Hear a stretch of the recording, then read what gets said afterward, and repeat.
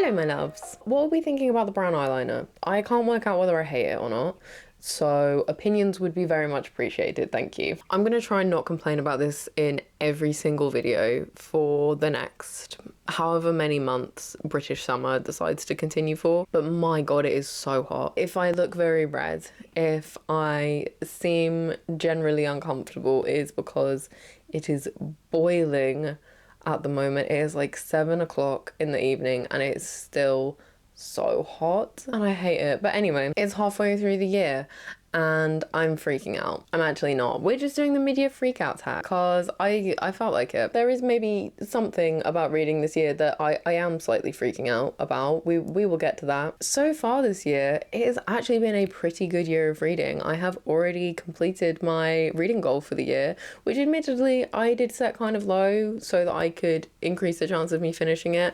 But I didn't want to risk last year just being a particularly good year. I think I read about 70 books last year. So I set the bar lower. I said it as 50 this year and I've already read I think like 60. So we're well on track to absolutely smashing this year reading. I just wanted to have a little reflect and see. I was seeing other people's mid-year freak out tags pop up and I thought, let's do it. Let's reflect. Let's see where we are, what we've read, what we've loved, what we've hated. I can't remember any of the questions in this tag, but I think that's what we reflect on. I would love to know how your reading has gone so far this year. If you've been finding books that you love, finding books that you hated. I'm not going to ask about how many books you've read because that's different for everyone. If you've only read one book this year, you've still read a book this year, so be proud of yourself for that. Firstly, best book of the year so far, for me, hands down easily, is The Historian. I spoke about this very, very recently, so I'm not gonna waffle about this too much because I already gushed over this book God, was it my last video? I can't remember. Anyway, it doesn't matter. I loved this book. Even though that was about a month ago that I read it, I've still been thinking about it regularly. Very brief synopsis, just in case you haven't seen my previous video or you haven't heard of this book. This is the journey of a historian and his daughter. Mostly it's his story about him one day coming across this ancient book with a woodcut inside it with a dragon on it and in big words underneath, Dracula, and it sends him on this little kind of obsessive research quest to find out about who this man was. Who is Vlad Tepes? And is he still alive? Is he maybe a vampire? There's loads of Eastern European history in it, particularly centering around Hungary and Romania. Lots of history about the Ottoman Empire, about Vlad Dracula, and about vampires and history. It was right up my street. I really, really enjoyed this very, very much. I've continued thinking about it.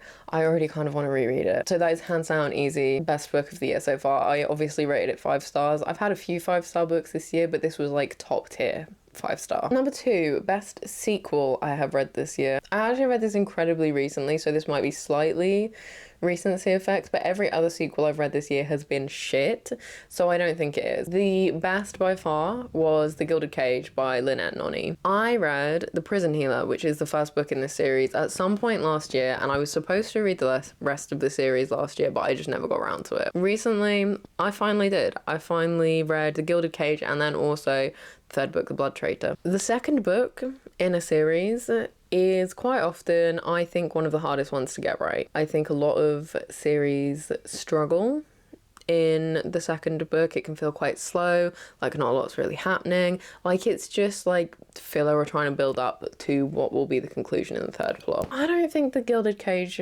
had that problem. I'm not going to go into too much what happens in it because if you haven't read the series at all, I don't want to spoil it, but essentially the trilogy follows our main girl Kiva, who in the first book we find her in prison. She's been there since she was a child. She was taken in with her father when he was arrested. It's fantasy, by the way. Her dad is dead by the time we get to meet her in the first book, but she has taken up his job in the prison, which is as the healer. So she's kind of has a bit of an easier life, but it's still pretty hard in there. And essentially this like rebel queen gets put in the prison. She's trying to overthrow the royals and she's like rising this rebellion or this uprising. She's sentenced to what's called a trial by ordeal, which basically means she has to do these 4 different things that are all based on different elements. So things like being locked in a furnace or surviving underwater for a really long period of time, things like that. They're essentially just like, if you get through that, you're allowed to leave the prison, you're free, or you die. So it's pretty much a death sentence, and when the rebel queen is sentenced to that, Kiva takes her place to do it instead, because she's a healer. Her job is to help people, not to kill them or let them be killed. That's basically the first book. The second book is very different, but we continue in the world. We see more of the rebels and their side of things. We see more of the royals and their side of things, and we see more of Kiva and her continuing to develop all the different relationships that had already started in the first book. And that is what carried this series and this sequel. The relationships are so, so good. There are definitely times in every single one of these books where I've been like, about the writing, like it being, it's not necessarily bad, but there are times when it's very simple in a way that kind of it gives you pause for a minute. It's not bad by any means, and having like simpler writing that's not like super flowery and poetic all the time also isn't necessarily a bad thing. It is definitely on the simpler side. With that being said though, the relationships between all the different characters was so good that it carried it. It didn't feel slow, the sequel, either. There was enough going on. We were discovering new things and learning new things with Kiva, and there was enough tension going on that it didn't feel slow or like it was just building up to the next book. It was a really good series. I would really recommend it. I wasn't expecting to like it as much as I did. Like, I liked the first book. It wasn't like my favorite thing ever, which is probably why it took me so long to read the second one. Having read the second and third one, it was really good and I would really recommend it. Number 3, a recent or new release that you have not yet read but want to read. One that immediately came to mind that I kind of forgot had already been released is Bury Our Bones in the Midnight Soil. I have still somehow never read a V.E. Schwab book. I have no idea how. I own 1 or 2 of them, and so many of them have been on my TBRs for so long. She's one of those authors that I'm like, I'm fairly confident I'm gonna like all of your books, but I'm not 100% sure, and I don't want to be disappointed. So I've kind of put off reading any of them. I thought this came out next month for some reason, but it's been out for like, I think it's like a bit over a week or a couple of weeks. Just sounds right up my street. Something that I would really enjoy because it's, as far as I can remember, toxic lesbian vampires, I think, which sounds great. Sounds wonderful. I have literally today just put a hold on it at the library though, so I'm hoping it doesn't take too long. The hold for the ebook was like, it would be ready in September. With physical books with my local library, it doesn't give you any estimate of how long you're gonna have to wait before you'll be able to read it. So, and I have no idea how many other reserves are on it, but I have put a hold on it, so I'm hoping it comes in soon. Then, number 4, our most anticipated release from the second half of this year. I couldn't pick one, I've got 2, and it was very, very easy to pick these. So the first one is Mate by Hazelwood. I cannot fucking wait for that book. I promise I'm not gonna go on about how much I love Hazelwood for too long. Because I know I do quite often, but I do love Hazelwood. I have enjoyed pretty much every single book that she's written. I think there's only 2 of them I haven't read. I've read all of the rest of them, and I have loved all of them. They're all the same, and therefore I know what to expect. They're comforting. There's enough difference that it doesn't just feel like I'm reading the same book over and over again. They're always funny. I always really, really enjoy them. But Bride in particular, I think probably is my favourite of her books. And now I always go on about how much I love vampires, and I do.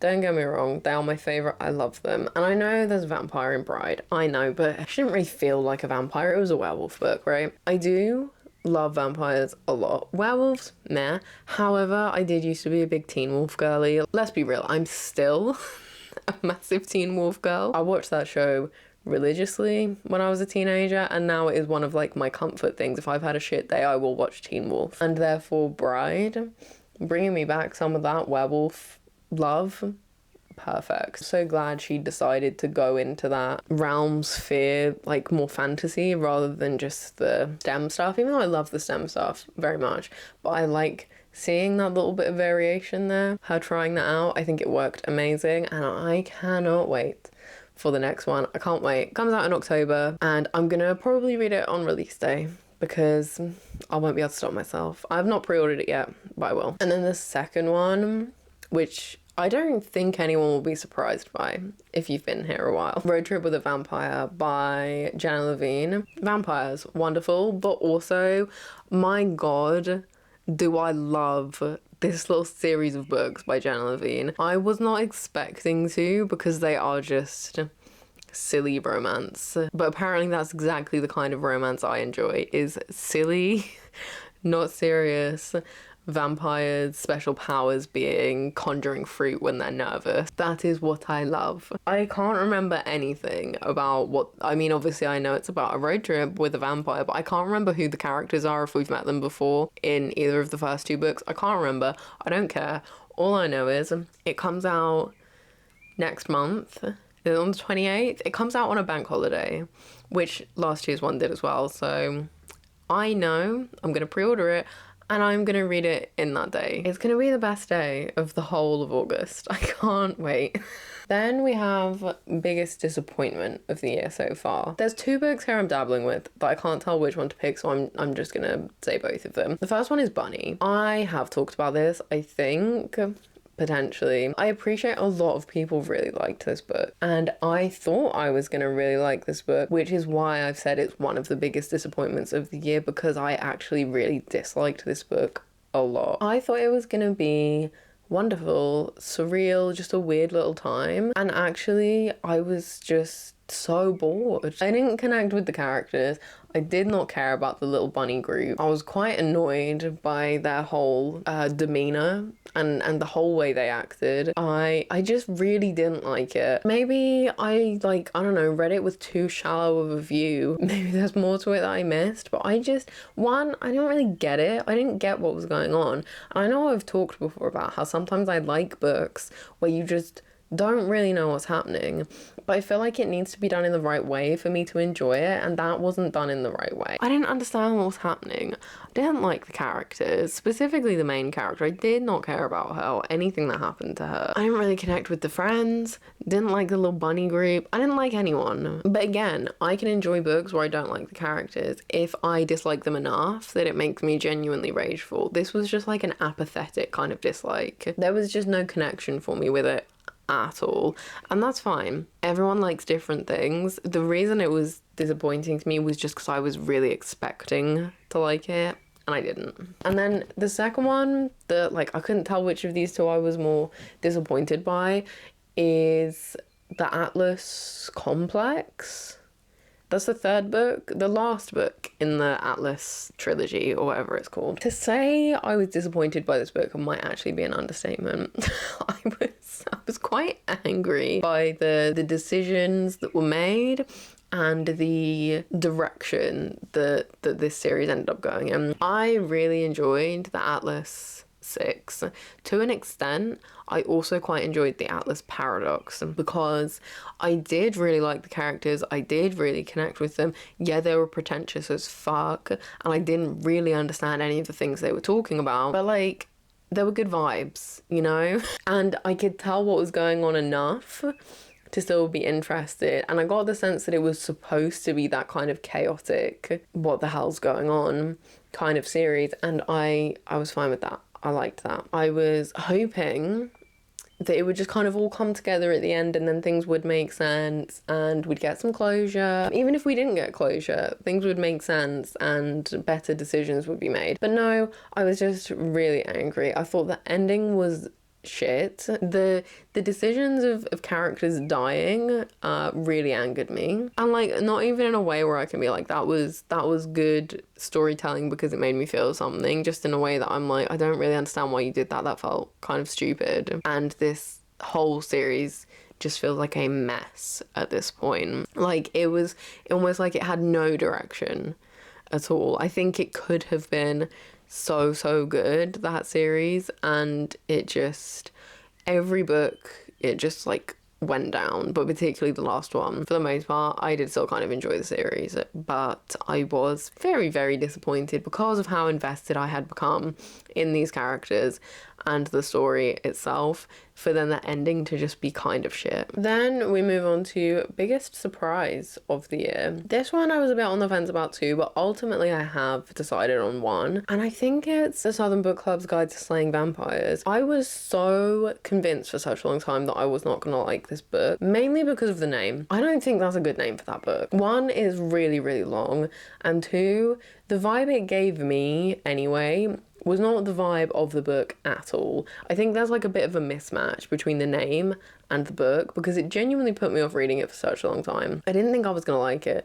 I thought it was gonna be like kind of more light-hearted, not too serious, kind of contemporary. I don't know, but it really didn't give the vibe of what the book is actually about. The book itself, set in the 80s, 90s, kind of feels very much more typical small town horror. Vampire just being mischievous, but not mischievous, it's actually killing a lot of people. It was a lot more atmospheric, like it had a lot more depth than I was expecting it to. If you want more of that classic, like, scary vampires, and they are the bad person, they are the villain, they are representative of a lot of other bad guys in our society, then I would really, really recommend it. It's not, oh, this vampire is actually really beautiful and isn't actually that bad at all and just doesn't hurt anyone.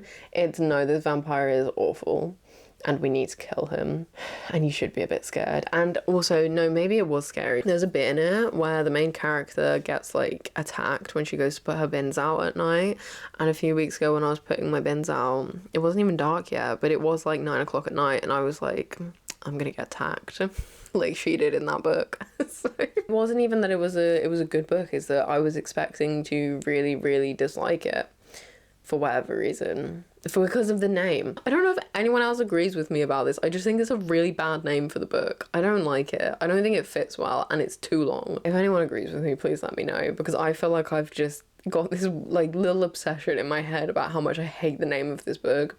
But it's a really good book, I promise. My camera is overheating. That is how hot it is in here. So let's wrap this up so it doesn't overheat. The next is favorite author, or like new favorite author. I'm copping out here. I'm not picking one. But the reason I'm not picking one is because all of the authors I've really enjoyed this year, for example, like Grady Hendrix I was just talking about, I have only read one of their books. So I feel like I can't say they're a new favorite without then reading more to see if that was just a particularly good book or if I actually really like those authors. And that's the case for most authors of like some of my favorite books that I've read so far this year. My favorite authors are still the same old ones, like Ali Hazelwood and Leigh Bardugo. The next one I feel like is also, I have a bit of a cop-out answer, but I do actually have an answer, and that is newest fictional crush. I looked through my entire list of books that I've read this year, and not one single character stood out to me. I have not fallen in love with any characters for a very long time. My cop-out, I have 2 cop-out answers actually. Like, technically, could I say Bucky Barnes?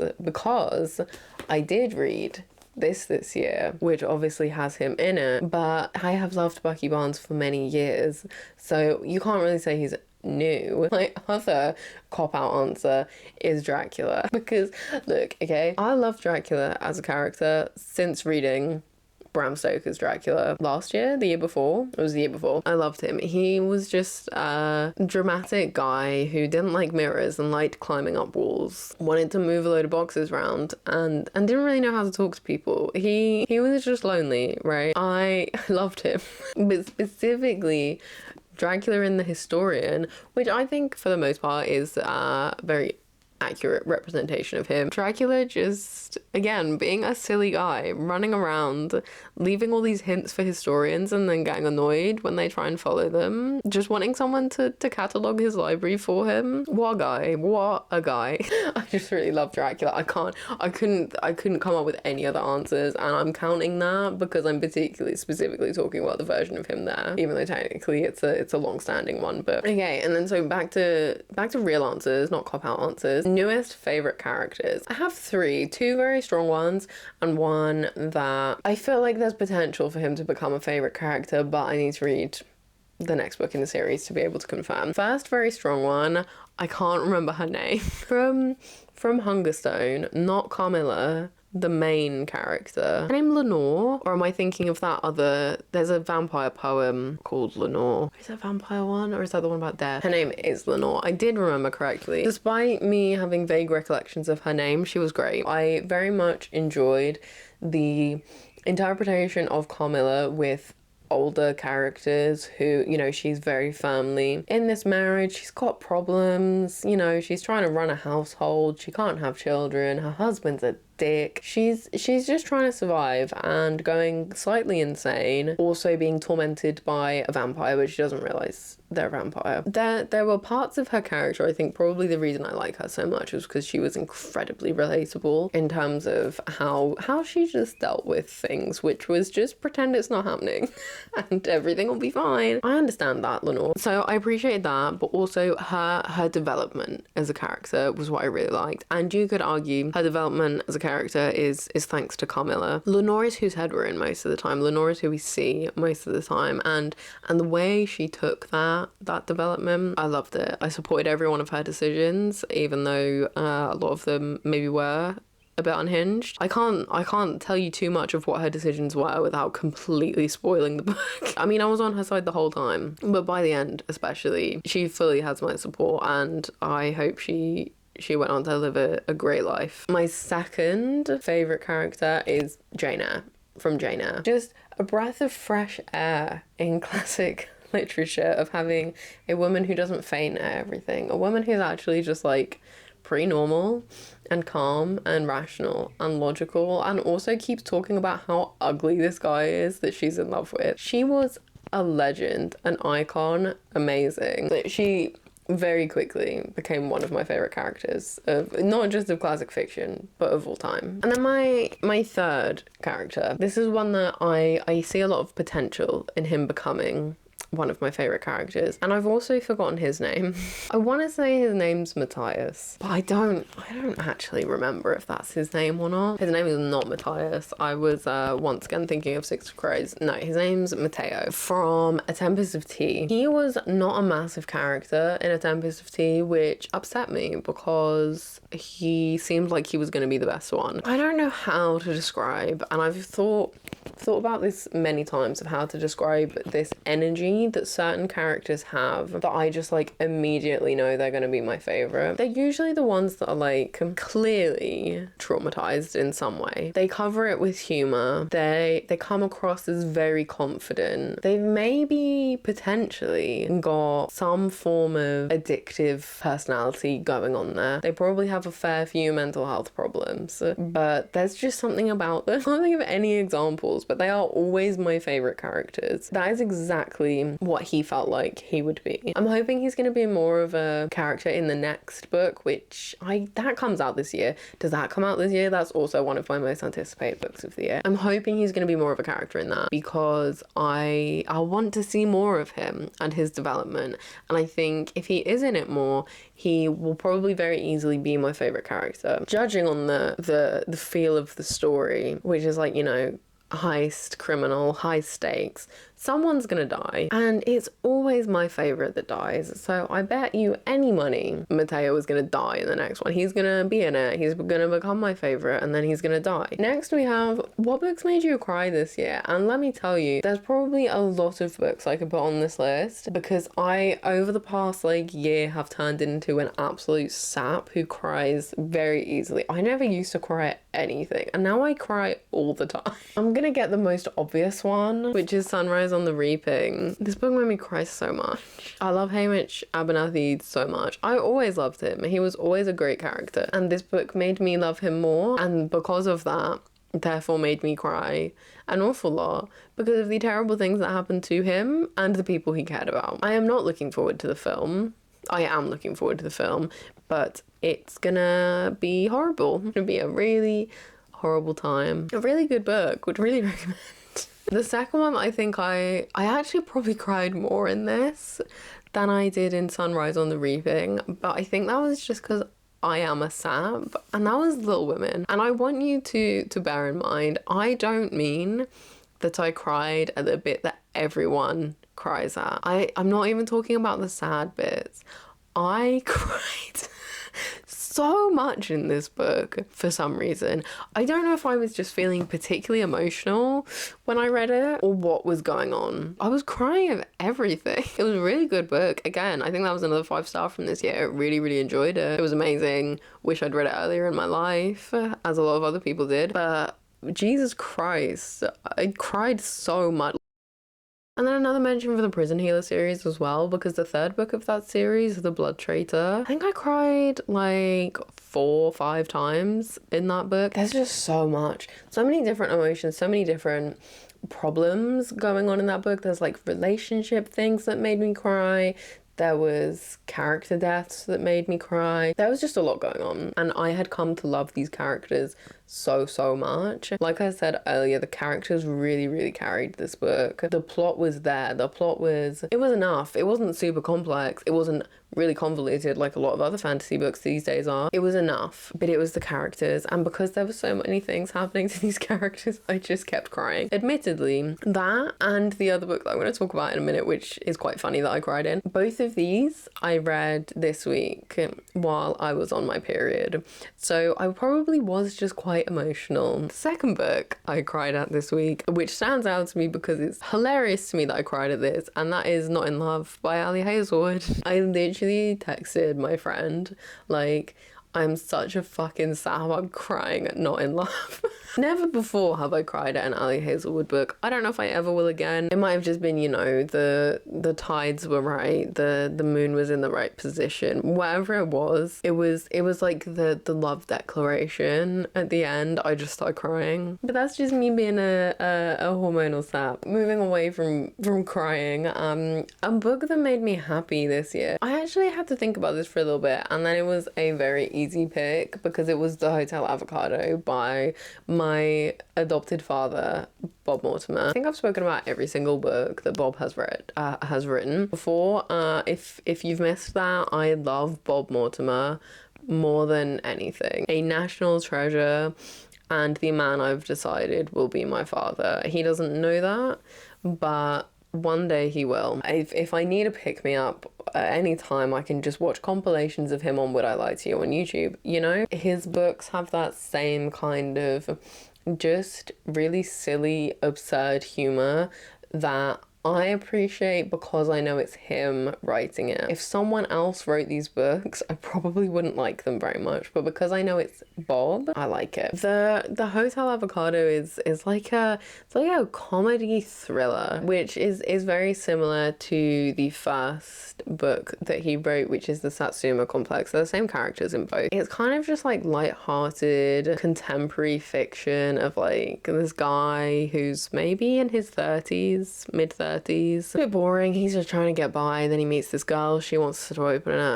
a hotel after they've gone through everything in the first book, but there's still like people may be threatening them for some reason just in Brighton. It's just silly. It's a weird little time, but it's a fun little time. It's one that's not too serious, made me laugh, made me very happy because it's Bob Mortimer. I was gonna remove the next question because I don't have an answer for it, but considering I included all the other cop-out answers, I'm just gonna include it, and that is like, what's your favorite movie adaptation you've seen from a book this year? And look, babes, I could not tell you a single film I've watched this year. I could confidently say that I've probably watched Captain America: The First Avenger at least once, probably maybe 5 times this year.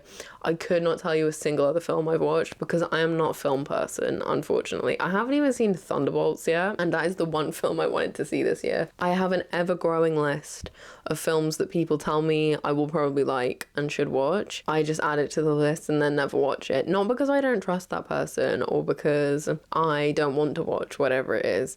I do. I'm just not a film person. I don't really sit down and watch much these days, not even TV really either. I don't really know why. I just don't. Let me know what your favourite books that have been turned into films are, and then I'll add them to my list that I won't watch, but you will know that I will consider watching them at some point. We've only got 2 questions left, and so far we're not really freaking out. The last question is my full freak out. So before we get to that, we've got what is the most beautiful book I've bought this year. I had some trouble picking this because I haven't really bought many books this year. However, I did then remember one book that I had bought. It's just a nice edition of Great Expectations. I read this book last year. I have a copy that I have fully read, fully annotated, but I saw this edition and I had to buy it because it was so pretty. This was from TK Maxx as well. This was only £8 for this really nice hardback, which will just look pretty on my bookshelf. And I'll probably literally never read this edition because I hate reading hardbacks, but it looks nice. So the last question is where the freak out part of this tag really comes in for me, because the question is, what books do you absolutely need to read by the end of the year? And now I set myself a little 25 and 25 challenge, you know, where you pick a certain amount of books for the year that you're going to read. Yeah, I've read 9 out of 25 of them so far this year, which I was like, okay, maybe I'm not halfway through, but that's pretty good, especially considering how many books so far I've read this year. I'll be able to smash that easy.